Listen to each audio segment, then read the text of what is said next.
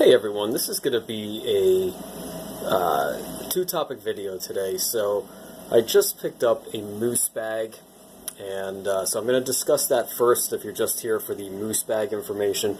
But after we take a look at the moose bag, we're also going to talk about the Alpicool C15 again, just some additional observations. This isn't the full review. You can find that in my videos if you're interested in the full thing. But they're going hand in hand in this video. I'll explain that in a second.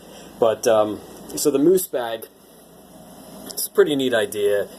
A little bit of a better mousetrap, but it's gigantic bladder, and the material is very much like a camelback kind of bladder. Maybe feels like it's a little thicker. It's hard to say, but you've got a strap here, or a buckle here that you can hang it upside down to dry, which is nice.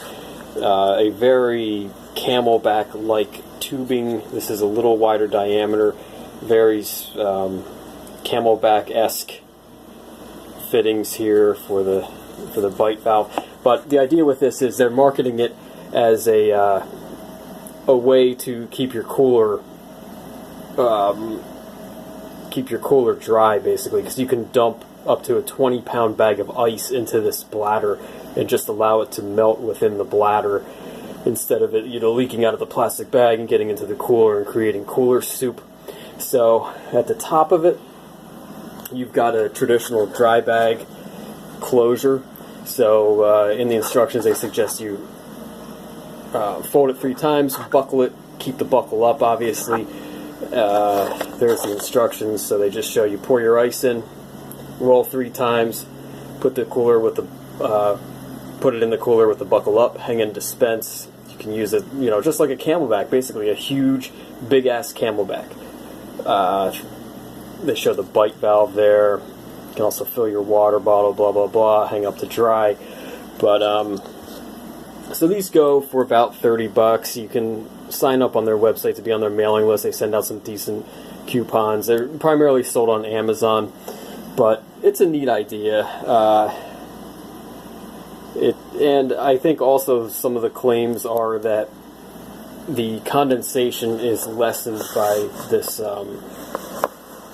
this bladder material, and I can kind of attest to that. I have several camelbacks, and I know if you fill it with a cold beverage or whatever, there's very little condensation that forms. So if we're talking about ice here, though, it's hard to say, what's going to happen. So that's the look at the moose bag. Really neat. Let me just stand it up. This is about 2 gallons of water in there right now. The couple little design things that I don't particularly like. The tubing for the bite valve, it attaches at the bottom of the dry bag. But I guess there wouldn't be too many scenarios where you're going to have this sitting like this, putting the pressure on the tubing. The other thing I don't particularly like is I feel like, this is nice. It's nice to have the ability to drink your melted ice, but it's kind of, in my opinion, an afterthought. It's not really necessary, and I wish I might end up putting like a quick disconnect or something low down on the tubing to just get rid of it. It's kind of in the way for the application that I'm using it for, which leads us to the next situation. And just gonna go into a couple observations about the Alpicool C15 after using it for several weeks, actually a couple months now. So there's endless complaining about the digital display being totally off on this thing, and it is. And the problem is there are some controls, some hidden settings where you can try to compensate for it, but the problem is the amount that the digital display is off really depends on the ambient temperature and whether you're freezing, whether you're just using it as a refrigerator. So that's not really the solution to try to offset it. The only way is going to be to just pick up a cheap indoor-outdoor thermometer and just toss the sensor into the fridge to get an idea of what's really going on in there. That's the only way.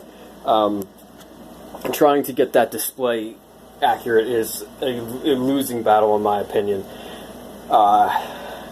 And you know, I've noticed, I've had this out in my car a couple of times for a couple of road trips, and the hotter it is, the hotter the ambient temperature is, the more accurate the display is. Probably because wherever the thermostat or the thermometer, the thermocoupler is located in here, when it's warmer out, it stops some of the false readings. But as you can see, this is the original packing material. I've just kind of cut it down to create some extra insulation, just cut out around the vents and cut out the side from the top here. That seems to help a little. I don't really know what it's doing. It definitely keeps the unit from shifting around in the car if you've got it on a back seat or whatever. Having that foam under there prevents a little of the slipping around. So the other thing I noticed is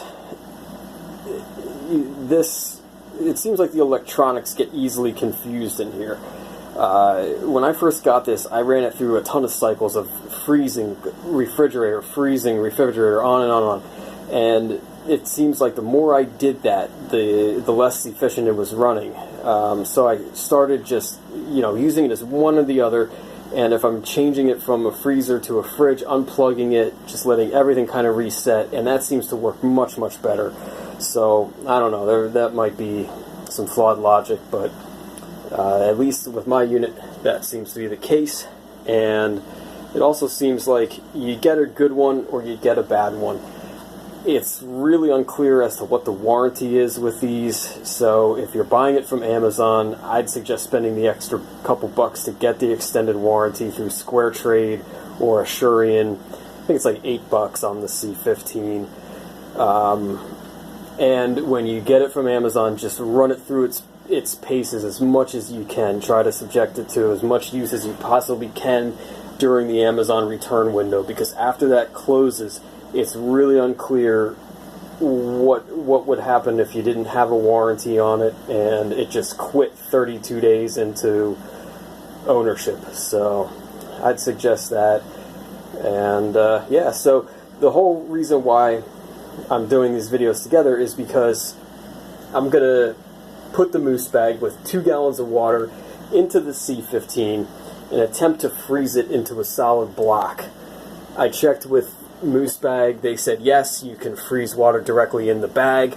So I'm going to see if the C15 will freeze it, how long it takes. I mean, I know this will freeze ice cubes. It'll freeze like a Gatorade bottle full of water. It will do that. So I think it will freeze 2.5 gallons. It's just a matter of how long it's going to take. So I'll follow up with a second video on that topic. And the whole reason why I'm trying this is to create kind of a renewable ice source for a redneck cooler, which I've been experimenting with, which does a good job of cooling down my insulated tent, but it's just not a renewable source. You get a couple hours out of it, the ice melts, you're done. So if it's possible to use a little kind of off-the-grid freezer to get another bag ready to go overnight or something, that would make those redneck coolers, those ice chest coolers, a lot more usable. Alright guys, thanks so much for watching. Just let me know if you have any questions. Please subscribe, and there'll be a follow-up video showing whether or not the C15 could freeze 2.5 gallons of water, or 2 gallons of water, and how long exactly that took. Thanks a lot.